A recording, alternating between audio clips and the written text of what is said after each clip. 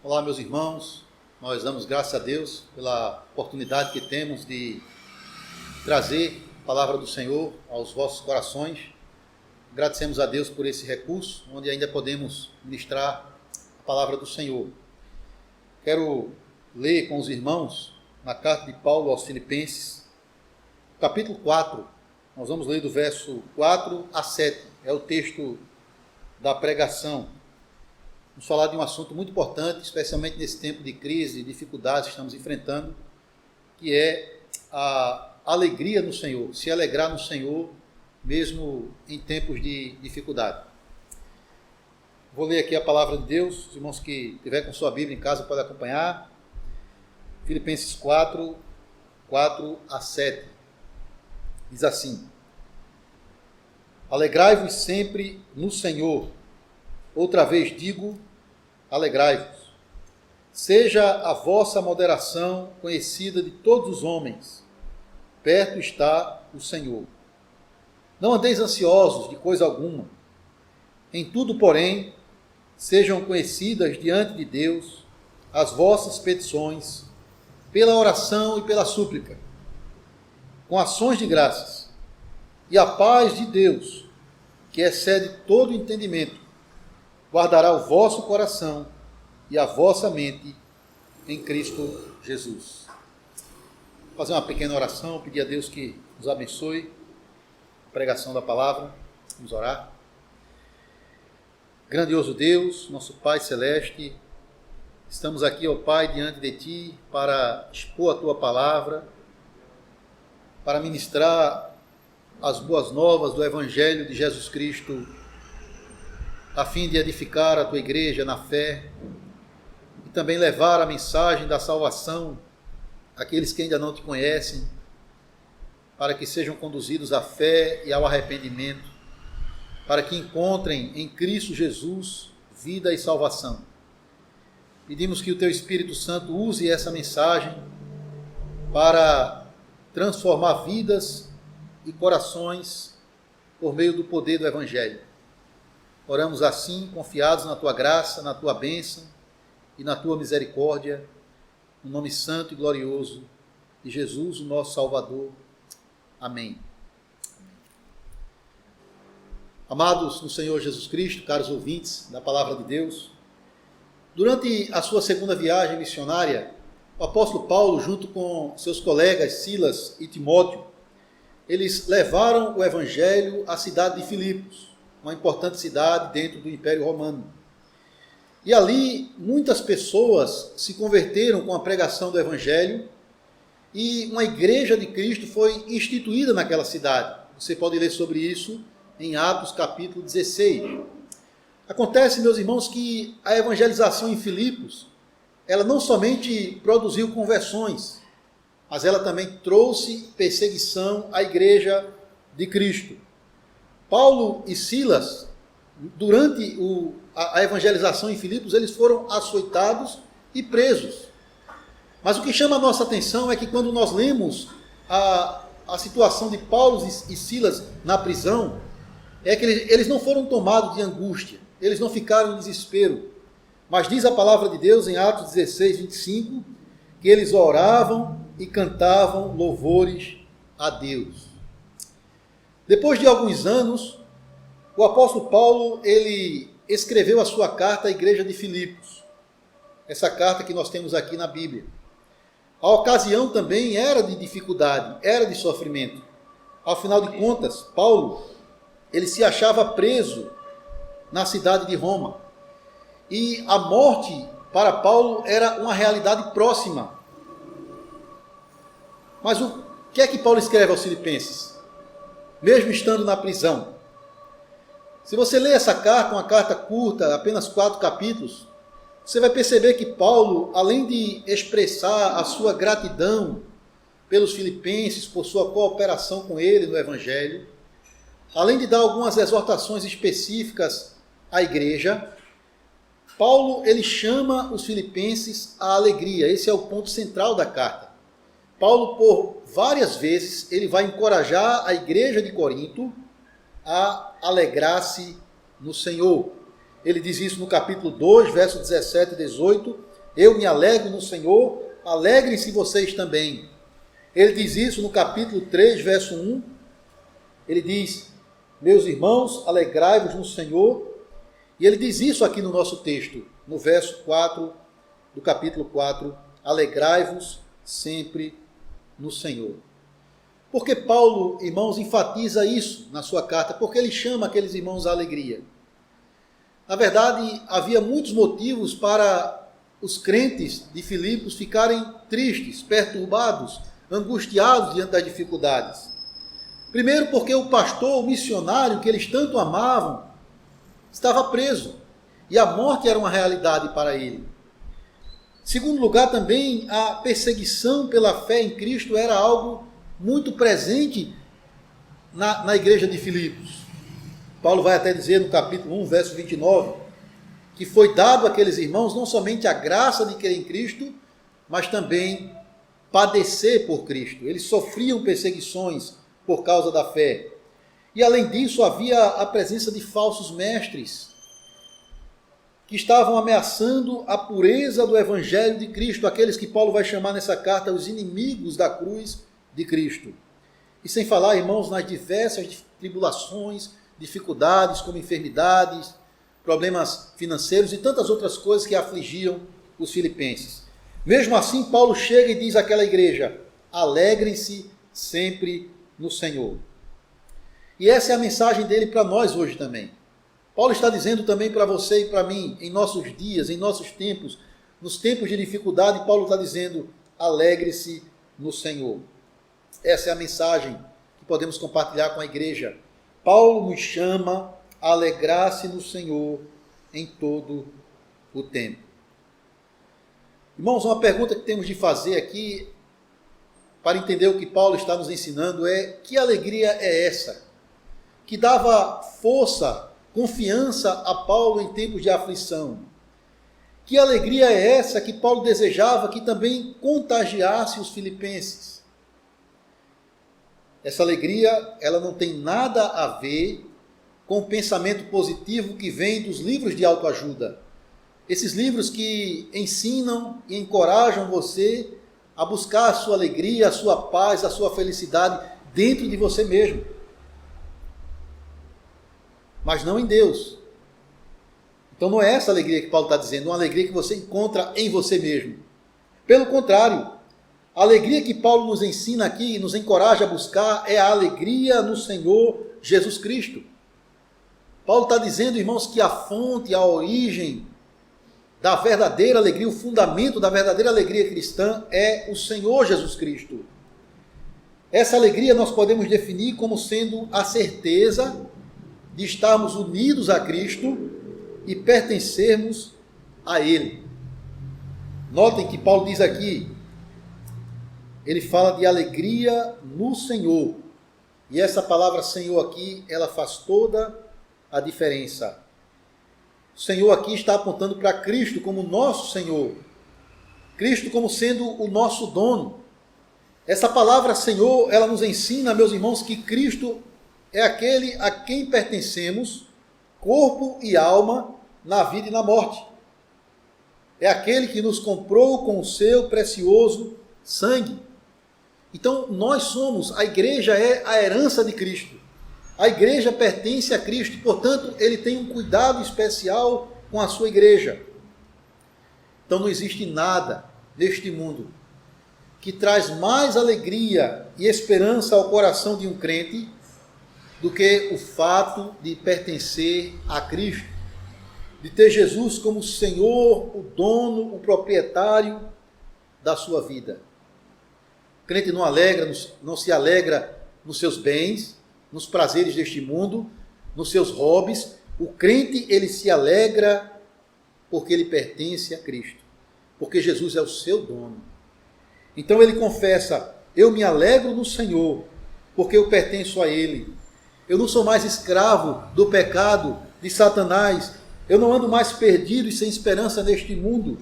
O meu Senhor, o meu Salvador, Ele me comprou com o seu próprio sangue. Eu sou propriedade de Cristo.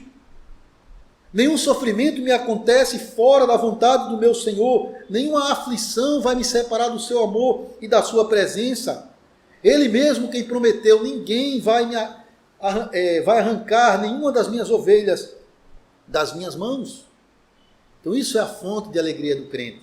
Pertencer a Cristo, corpo e alma, na vida e na morte. Irmãos, os filipenses, apesar das dificuldades, eles podiam sim se alegrar em Cristo, assim como Paulo se alegrava, por causa das muitas bênçãos, das muitas coisas boas que o Senhor Jesus tinha feito neles e através deles. Foi Cristo quem iniciou a boa obra de salvação no coração dos filipenses, convertendo-os a Deus. Paulo vai dizer isso no capítulo 1, verso 6. O Senhor começou uma boa obra em vós. Cristo usou os filipenses na obra missionária. Aqueles irmãos, eles se alegravam em ver pecadores se convertendo pelo testemunho e a pregação deles. Eles se alegravam em ver a igreja crescendo, Cristo fazendo a igreja crescer. Cristo também prometeu, conforme nós lemos aqui, Paulo vai dizer no verso 20 e 21 do capítulo 3, glorificar aqueles irmãos, dar a eles um corpo novo, transformado, semelhante ao corpo de Cristo. E eles podiam se alegrar nessa promessa. Eles podiam se alegrar também porque, apesar da peregrinação sofrida e perseguida deles neste mundo, eles podiam contar com o poder e a graça de Cristo para suprir todas as suas necessidades. Como Paulo vai dizer no capítulo 4, verso 19, o meu Deus, segundo a sua riqueza em Cristo Jesus, há de suprir cada uma das vossas necessidades. Meus irmãos, Jesus é a única fonte de alegria para o cristão. Então, quando você, que é um crente, um membro da igreja, alguém que já reconheceu Jesus como Senhor e Salvador da sua vida, quando você lembra e tem consciência de quem você é em Cristo, do que você tem em Cristo, as riquezas que você tem nele, você não vai entrar em desespero. Você não vai viver uma vida amargurada, com murmurações neste mundo, porque você sabe que é de Cristo, Ele é o seu Senhor, você é a herança dele, que Ele cuida de você com amor eterno e que nele você está guardado para a vida eterna. Meus irmãos, é essa consciência de pertencer a Cristo que vai ajudar você a se alegrar nele, independente das circunstâncias. É por isso que Paulo acrescenta uma palavrinha importante aqui, que tem a ver com a nossa fé. Ele fala, alegrai-vos sempre no Senhor. Verso 4. Então Paulo está falando aqui de uma alegria que não depende das circunstâncias. É uma alegria, irmãos, tão inexplicável até. É a alegria do Espírito Santo que permanece em nós nos bons momentos e nos maus momentos. Não importa se você está com boa saúde, não importa se você está num leito de enfermidade, não importa se estamos vivendo um período de paz ou um período de guerra, não importa se há prosperidade ou adversidade, o crente, ele se alegra sempre no Senhor. Ele vai orar da mesma forma que o profeta Abacuque, lá no Antigo Testamento. Mesmo que não haja fruto na videira, mesmo que o produto da oliveira minta, mesmo que não haja ovelhas e gado no curral, todavia eu me alegro no Senhor, exulto no Deus da minha salvação. E é interessante que Paulo, irmãos, ele nos ensina a mesma coisa com o seu testemunho aqui. Paulo, a alegria que ele tinha no Senhor, ela não dependia das circunstâncias. Ele vai dizer aqui no capítulo 4, esse mesmo capítulo, do verso 10 ao 13, ele diz assim, alegrei-me sobremaneira no Senhor, porque agora, uma vez mais, renovastes a meu favor o vosso cuidado, o qual também já tinhas antes, mas vos faltava oportunidade. Digo isto não por causa da pobreza, porque aprendi a viver contente em toda e qualquer situação. Olha aqui, ele diz no verso 12, tanto se está humilhado, como também ser honrado, de tudo e em todas as circunstâncias. Já tenho experiência, tanto de fartura como de fome, assim de abundância como de escassez. E qual era a fonte dessa alegria, dessa confiança, desse contentamento de Paulo? Ele diz no verso 13, aquelas palavras bem conhecidas de todos nós: tudo posso naquele que me fortalece. E quem fortalecia Paulo? O Senhor. O Senhor Jesus Cristo.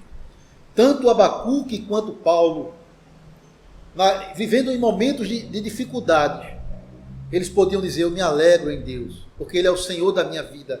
Ele é o Deus da minha salvação. Ele é aquele que me conhece e quem cuida de mim e quem me dá forças para superar toda e qualquer adversidade. A pergunta que eu faço a você é essa: você tem se alegrado no Senhor em todo o tempo?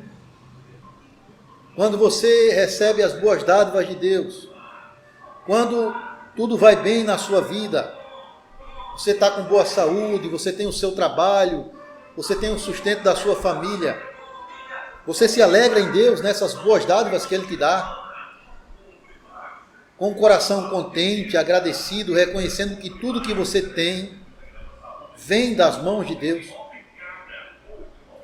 Mas também no meio do seu sofrimento, quando a maré está contra você, quando a tempestade toma conta da sua vida, quando vem uma enfermidade, quando vem um problema de escassez, você se alegra no Senhor, tendo a consciência e a certeza de que você pertence a Ele e que Ele cuida de você, guarda você em suas mãos, independente do que aconteça. Meus irmãos, isso é o chamado do Senhor aqui para nós: alegrar-se no Senhor em todo o tempo, independente das circunstâncias. Isso não é uma coisa natural nossa.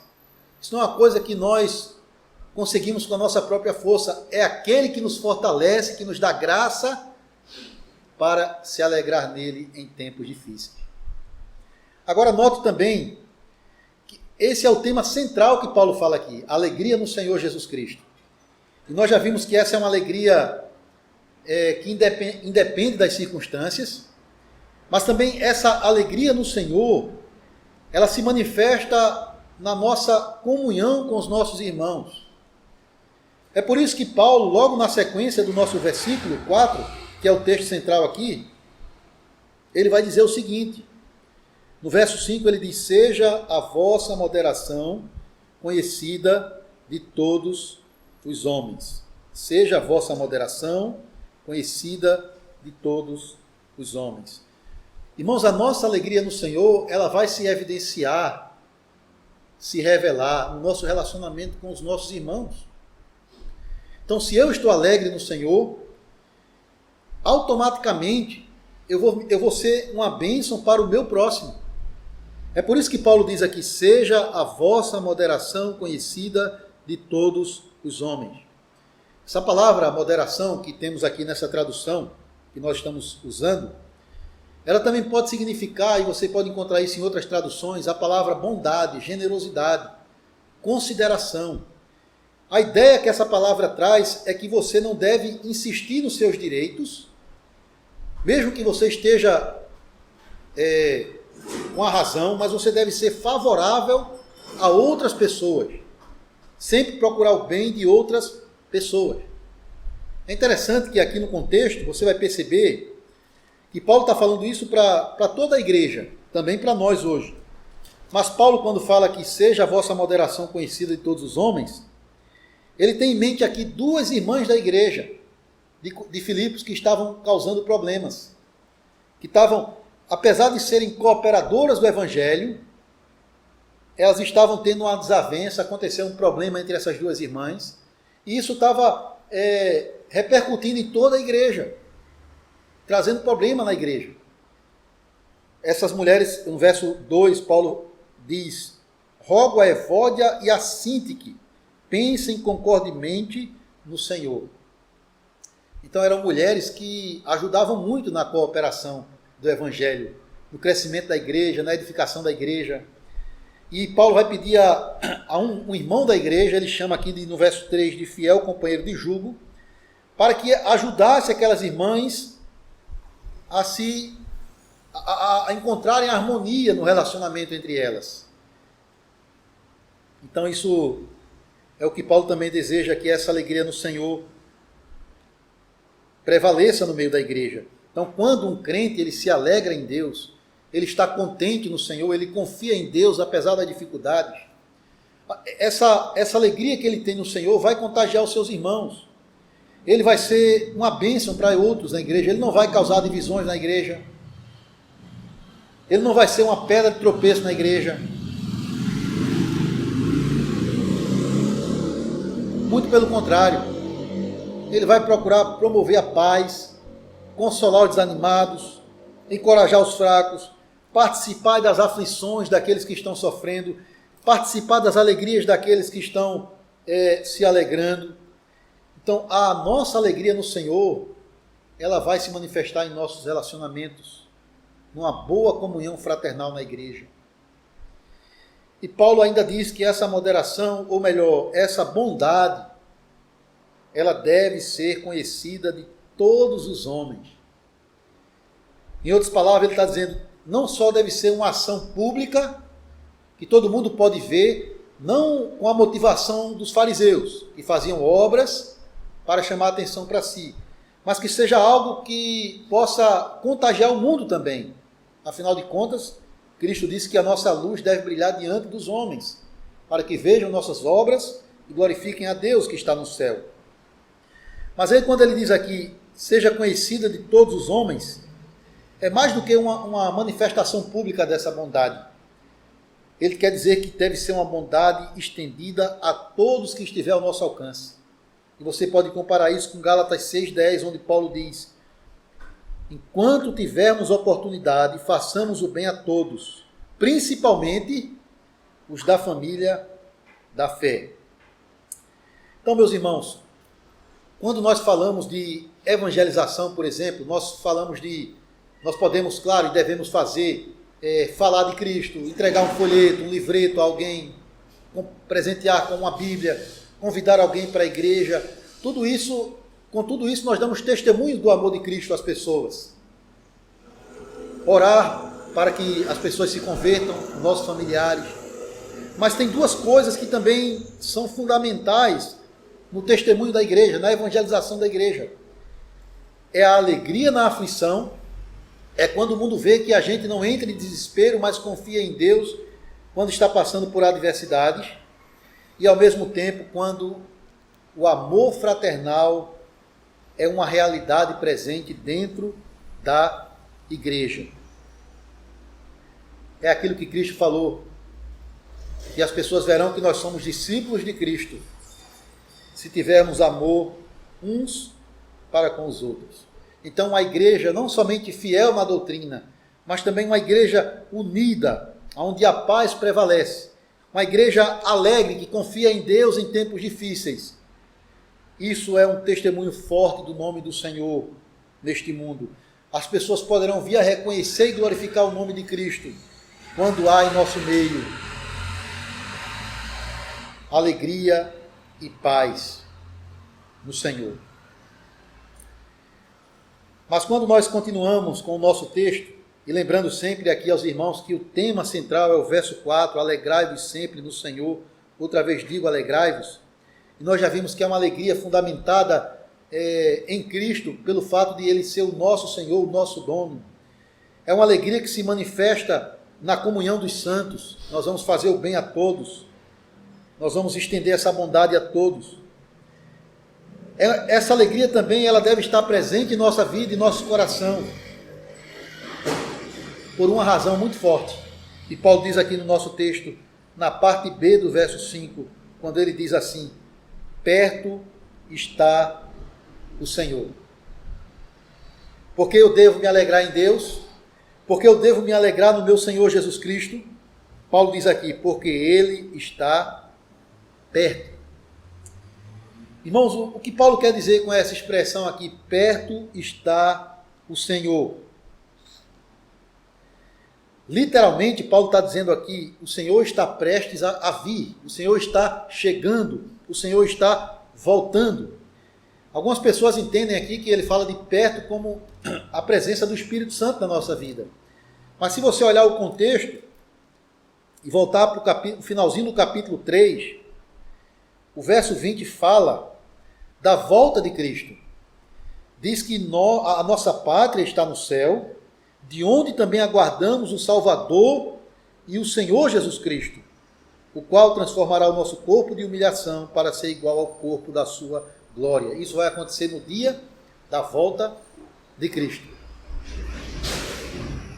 Então, quando Paulo diz perto está o Senhor, Paulo está lembrando à igreja, irmãos, que o Senhor Jesus está retornando.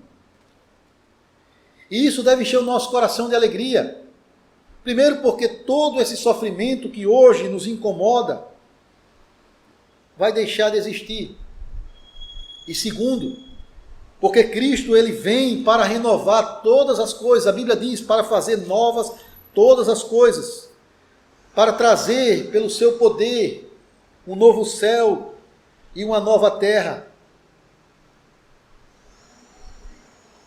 E como devemos ansiar por isso? Como devemos desejar ardentemente a volta gloriosa do nosso Senhor e Salvador Jesus Cristo. Irmãos, o mundo não acredita nisso.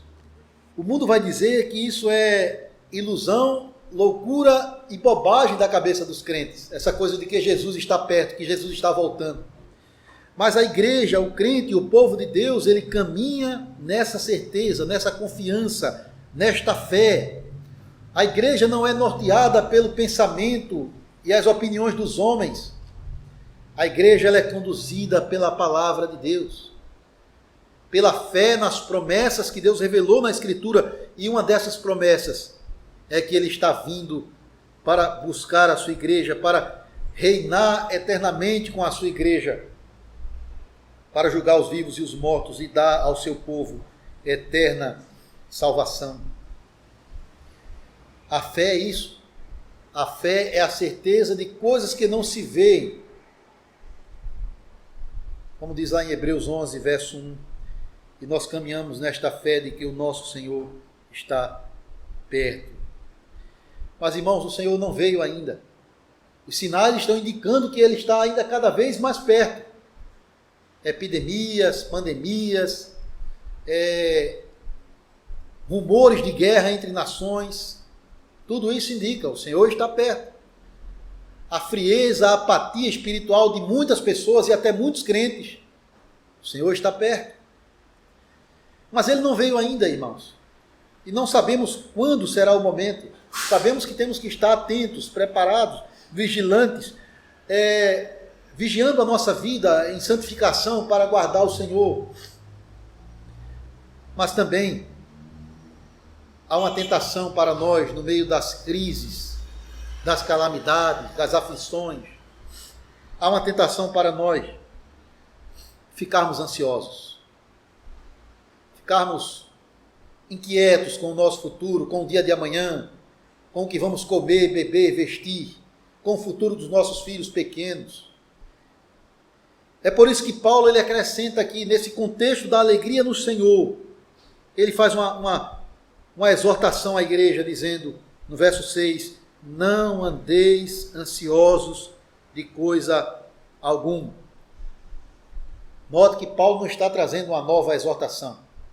Paulo está repetindo o ensino de Cristo que você vai encontrar no Sermão do Monte, onde ele vai dizer isso. Não andeis ansiosos pela vossa vida, quanto ao que comer, beber ou vestir. Não vos inquieteis com o dia de amanhã. O Senhor Jesus já tinha nos encorajado a isso, contra a ansiedade, contra esse pecado que alguns dizem até, juntamente com a depressão, é o mal do século.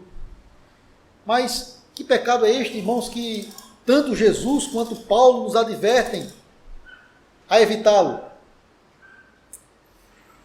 A ansiedade que Paulo tem em mente aqui, irmãos, é aquela preocupação exagerada que tira de você a sua confiança em Deus. Ansiedade é a negação da providência e do cuidado de Deus com a nossa vida. Andar ansioso significa negar que Deus é poderoso, bondoso e fiel para cuidar de nós. É como se você dissesse para Deus: Senhor, eu sei que Tu és aquele que criou os céus e a terra. Eu sei que o Senhor enviou o Seu Filho para morrer pelos meus pecados. Mas eu não creio que o Senhor pode cuidar de mim nessa adversidade específica, nessa aflição que eu estou enfrentando nesse momento.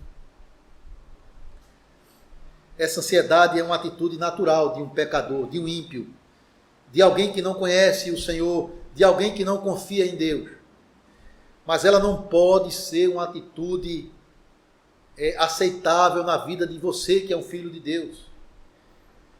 De você que sabe que o Senhor conhece as suas necessidades, de que o Senhor cuida de cada detalhe da sua vida, de você que tem a mesma certeza do apóstolo Paulo que Deus em Cristo lhe dará todas as coisas necessárias. Veja como Paulo diz isso em Romanos 8,32. Aquele Deus que não poupou o seu próprio Filho, porventura não nos dará graciosamente com ele todas as coisas? É claro que sim, irmãos. Se Ele nos deu a maior dádiva, o maior presente, foi o seu próprio Filho, Ele não vai cuidar das necessidades básicas da nossa vida? É claro que sim. Por isso Paulo diz: não andeis ansiosos de coisa alguma. Seja, podemos pensar aqui, desemprego, fome, doenças, falta de moradia, a solidão, o futuro das nossas crianças. Qualquer coisa que seja, Paulo diz aqui: não andeis ansiosos de coisa alguma. E o contexto de Paulo e dos filipenses era um contexto tentador para a ansiedade. Afinal de contas, o apóstolo estava preso e a morte estava bem perto dele. Da prisão, ele seguiria para a morte, sob as mãos do terrível imperador Nero.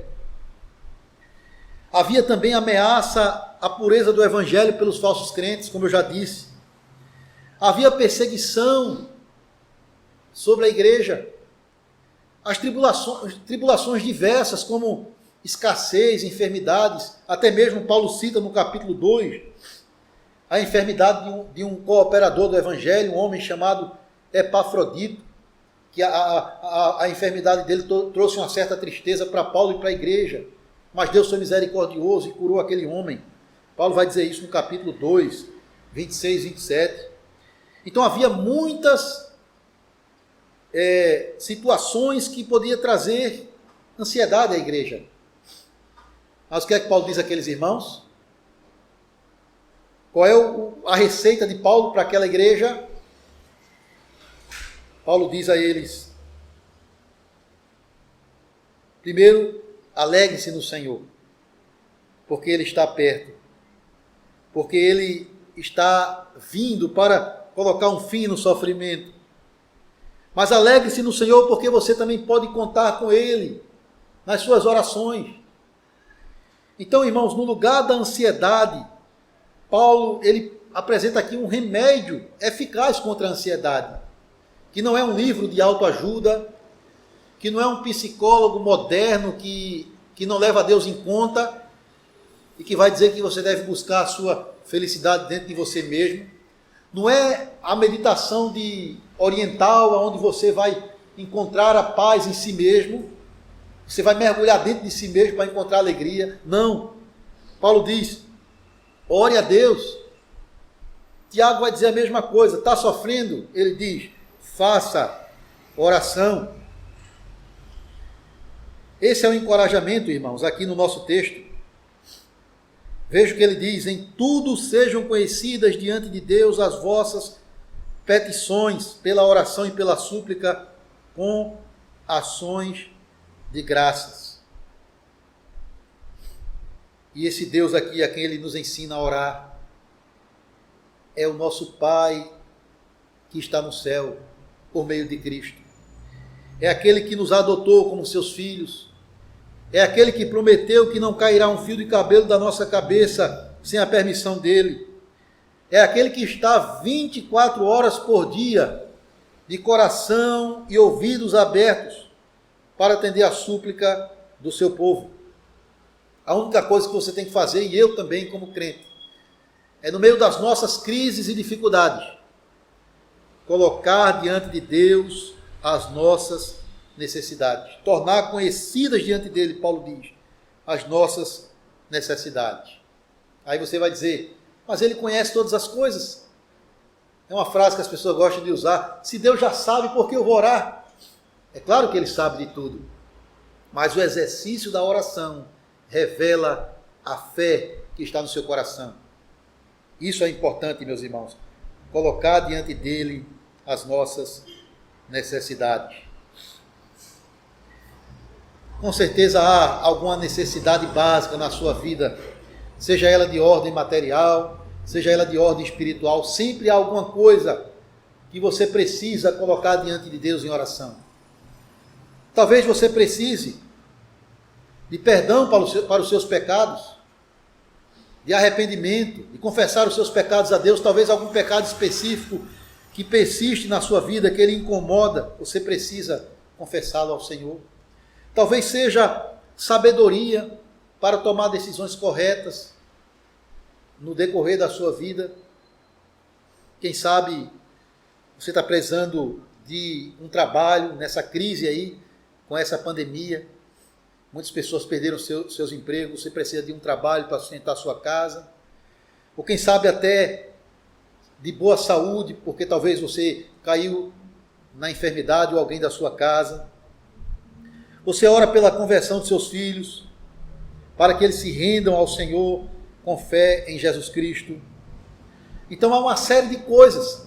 Sempre há uma necessidade em nossa vida para colocar diante de Deus. A questão é, temos feito isso? Temos orado ao Senhor? Temos colocado diante dele a nossa necessidade? O apóstolo Pedro também vai dizer, meus irmãos, lance sobre Deus a vossa ansiedade, ou seja, a sua preocupação, porque ele tem cuidado de vós. E Jesus ainda vai dizer, peça e será dado, busque e você encontrará, bata na porta e Deus vai abrir essa porta. E ainda Paulo diz aqui no verso 19, olha só que encorajamento à oração, ele diz aqui no verso 19, e o meu Deus, segundo a sua riqueza em glória, há de suprir em Cristo Jesus cada uma das vossas necessidades. Oração é um bom remédio, meus irmãos, para a ansiedade. Agora, uma coisa que não pode faltar em nossas orações é ações de graças. Isso é uma palavra importante que Paulo apresenta aqui. Ele usa vários termos para falar da oração. Ele fala de súplicas, petições, que traz a ideia de clamar a Deus numa situação de necessidade, mas ele não esquece de dizer no final, com ações de graças. Alguém já disse que uma oração sem gratidão é como um pássaro sem asas. Ele não pode voar e chegar ao céu. E essa oração também não vai chegar ao Senhor se você não se achega a Deus com o coração agradecido pelas ricas bênçãos que Ele tem derramado na sua vida. Essa oração ela não chega ao Senhor. Nós devemos, claro, orar para pedir, para clamar, mas também orar para agradecer a Deus pelas muitas bênçãos que Ele tem derramado sobre nós. Irmãos, muitas vezes nós esquecemos desse aspecto da nossa oração, de dar graças a Deus. Porque as coisas acontecem na nossa vida tão continuamente, tão normalmente, que a gente às vezes se esquece do ar que respiramos, do pão que está na nossa mesa, do fato de nós dormirmos e acordarmos seguros, de sair para trabalhar e voltar para casa seguros. Todos os dias acontece. Isso é o que, irmãos? É o cuidado de Deus, o guarda de Israel, guardando o seu povo. É aquele que a todos dá vida, respiração e tudo mais. O mundo também deleita-se nas bênçãos de Deus, mas não reconhece, não agradece. Mas o crente não pode deixar escapar essa atitude de gratidão a Deus. Até mesmo se você tiver uma dificuldade, uma adversidade. A Bíblia diz, em tudo dai graças, porque esta é a vontade de Deus para convosco em Cristo Jesus. É aquilo que Tiago vai dizer, tenha motivo de alegria ao passar pela provação, porque por meio dela o Senhor quer amadurecer e fortalecer a sua fé. Até mesmo pela provação devemos dar graças, porque Deus tem um propósito salvador no meio das dificuldades. Quantas pessoas, irmãos, não foram alcançadas, redimidas e salvas num período de crise, num leito de morte, numa situação de adversidade? Em tudo, dai graças. E para terminar, irmãos, a última coisa que Paulo diz aqui no nosso texto, ele vai falar sobre o resultado dessa alegria no Senhor. Então, quando você se alegra em Deus, quando você se alegra em Cristo, por pertencer a Ele, por saber que Ele está perto, e essa alegria vai contagiar os seus irmãos, porque você vai manifestar a sua bondade para com todos. Você vai orar a Deus e não vai se deixar dominar por ansiedade. O resultado disso é que você vai ser guardado na paz de Deus. Veja o verso 7 para a gente encerrar. E a paz de Deus, que excede todo o entendimento, guardará o vosso coração e a vossa mente em Cristo Jesus. Irmãos, que coisa maravilhosa nós lemos aqui. De um lado, a ansiedade, ela produz desespero, insegurança, medo. E o mundo vive assim. Os ímpios, eles vivem dominados por ansiedade. O pânico, o medo toma conta das pessoas. O medo do futuro, o medo da enfermidade, o medo do desemprego. Essa é a situação dos ímpios. Falta-lhes a paz. A Bíblia diz, para os ímpios, todavia, não há paz. Não há segurança nem para o presente e nem esperança quanto ao futuro. Por outro lado, você que se alegra no Senhor, você que crê em Cristo, você que confia em Deus, a paz de Deus guardará o seu coração. O crente, ele desfruta dessa bênção, a paz de Deus. É aquilo que você recebe no início de cada culto. A todos vós, graça e paz da parte de Deus Pai e do Senhor Jesus Cristo. Você recebe essa bênção. Você tem a paz de Deus. Você tem primeiro a paz com Deus. Você foi reconciliado com Ele por meio de Cristo. Você está no relacionamento correto com Deus, justificado. Mas você tem também a paz de Deus, que é fruto do Espírito Santo. É aquela segurança, irmãos. Essa paz aqui é aquela segurança de saber que Deus está no controle da situação, que a nossa vida está nas mãos dele, que nós podemos descansar nele até mesmo quando estivermos passando pelo vale da sombra da morte. Essa paz de Deus, é interessante notar um detalhe aqui, quando Paulo usa o verbo aqui, essa paz guardará o vosso coração, o verbo guardar aqui, ele traz a ideia de um soldado que está à frente da cidade, nas muralhas da cidade, protegendo a cidade da chegada dos inimigos que vão trazer alguma perturbação para a cidade. Então essa paz de Deus é como um guarda. Ela se coloca diante da nossa mente para proteger os nossos pensamentos, de pensamentos de angústia, pensamentos de medo, de pânico, pensamentos impuros.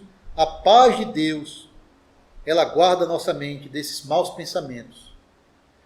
E ela nos faz pensar aquilo que é bom, aquilo que é justo, aquilo que é agradável a Deus. Ela nos faz meditar no próprio Cristo. nas suas gloriosas virtudes e nas ricas bênçãos que ele ganhou para nós pela sua obra redentora. E eu quero terminar aqui trazendo uma mensagem, uma aplicação para você que é crente, para você que ainda não está em Cristo. Primeiro, você que está no Senhor, qual tem sido a sua atitude diante das lutas e adversidades da vida? Certamente você tem enfrentado dificuldade no seu dia a dia. O que é que tem tomado conta de você? Ansiedade, murmurações, medo, pavor. Irmãos, aqui está o caminho para encontrar paz mesmo em tempos difíceis. Alegrai-vos sempre no Senhor. Basta você manter na sua consciência a sua identidade, quem você é em Cristo e quem é Ele para você. Ele é o Senhor da sua vida, Ele é aquele que lhe comprou com o seu próprio sangue. Portanto, descanse em Cristo. E lembre-se que Ele está perto, Ele está vindo para buscar a igreja. Ao mesmo tempo, também lembre-se que você pode orar a Ele nas suas dificuldades, colocar diante dEle as suas necessidades. E lembre-se também que você pode ser uma bênção para o seu irmão quando você está alegre no Senhor. Desse modo, a paz de Deus guardará o seu coração de toda angústia e ansiedade. Quanto a você que ainda não entregou sua vida a Cristo, que persiste em viver do seu próprio jeito, que persiste em buscar uma alegria falsa e momentânea neste mundo, olha o Senhor te chamando também para se alegrar nele. Alegre-se no Senhor, primeiro no sentido de você se arrepender dos seus pecados, para desfrutar da alegria do perdão que há em Cristo somente. Segundo, alegre-se no Senhor no sentido de experimentar a alegria do Espírito Santo em meio às suas tribulações. É algo inexplicável, é algo que ultrapassa o nosso entendimento, mas que pode ser desfrutado por você se você tão somente entregar a sua vida a Cristo. Pode ser que você hoje está passando por algum sofrimento e você tenta inutilmente afogar a sua dor na falsa alegria que o mundo oferece. Você sente um certo prazer momentâneo, mas aí depois a ansiedade volta a perturbar o seu coração. Meu amado, hoje Cristo te chama a desfrutar da verdadeira felicidade, felicidade que você já pode se alegrar aqui, mas também que será eterna e só pode ser encontrada nele. É Ele quem diz assim: venha a mim você, pecador cansado, sobrecarregado de pecado, das aflições dessa vida, e eu te aliviarei. Então só tem uma coisa para você fazer se você quer encontrar alegria na sua vida. Ponha o fardo da sua dor nos ombros de Cristo. Confesse a Ele os seus pecados. Certamente você encontrará em Cristo paz e alegria. E Ele quer te dar, de graça, perdão de pecados, uma vida cheia do Espírito Santo e a certeza da vida eterna. Ele quer guardar a tua mente, o teu coração, de toda ansiedade, com a paz de Deus. Aqui está a única coisa que você e eu temos que fazer para encontrar alegria nesta vida e na futura. Alegrar-se sempre no Senhor. Que Ele nos abençoe e que a sua palavra habite ricamente no seu coração. Amém. Amém. Nós vamos orar ao Senhor e encerrar com a bênção. Amado Deus, nós te agradecemos pela tua palavra e oramos que essa palavra possa penetrar nos corações daqueles que nos ouvem, trazendo arrependimento, fé, consolo, esperança. Pois nós temos um Senhor a quem pertencemos corpo e alma na vida e na morte. Podemos nos alegrar nele, independente das adversidades desta vida.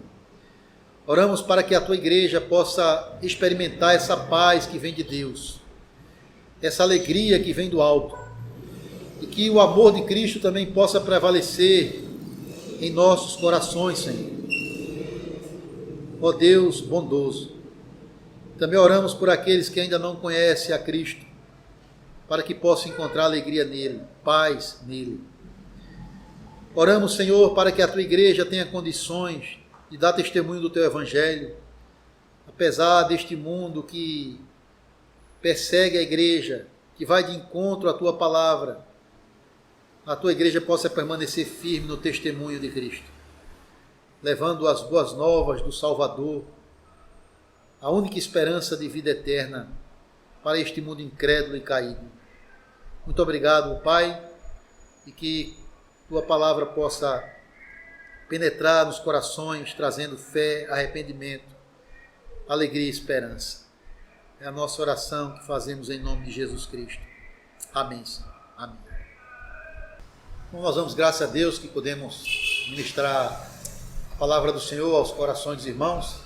Ainda por meio da internet, estamos trazendo essas mensagens, mas a boa notícia é que, com a graça de Deus, neste domingo já vamos retomar os cultos presenciais a partir desse mês de julho. Então, nós já informamos a congregação e aqui retornamos a lembrar a todos que nós teremos 2 cultos no horário normal, às 9 da manhã e às 18 horas. A única diferença é que um grupo dos membros vai vir pela parte da manhã e o outro grupo virá na parte da noite. Então, nós vamos pregar o mesmo sermão para toda a igreja. E também vamos manter essas pregações online por esse mês de julho, para que aqueles que não vêm no horário da manhã possam acompanhar de casa essa pregação. E da mesma forma, os que vêm à noite, os que ficarem em casa à noite, podem acompanhar também essa pregação. Então, a nossa oração é que Deus possa nos dar a graça de logo, logo, termos os nossos cultos presenciais na plena comunhão da igreja. Então, a nossa oração é essa, que a partir de agosto, se Deus quiser, a gente possa voltar a congregar normalmente. Já deixamos a igreja toda organizada, higienizada, com as cadeiras com uma certa distância uma das outras, para que a gente possa ter com tranquilidade, com todo cuidado, os nossos cultos presenciais. Então amanhã, se Deus quiser, neste domingo, a gente já pode sim realizar esse culto com a igreja. Vamos terminar com a bênção do Senhor para os irmãos. A graça do nosso Senhor Jesus Cristo, o amor de Deus, nosso Pai, a comunhão do Espírito Santo, seja com cada um dos irmãos, hoje e sempre. Amém. Que Deus abençoe a todos.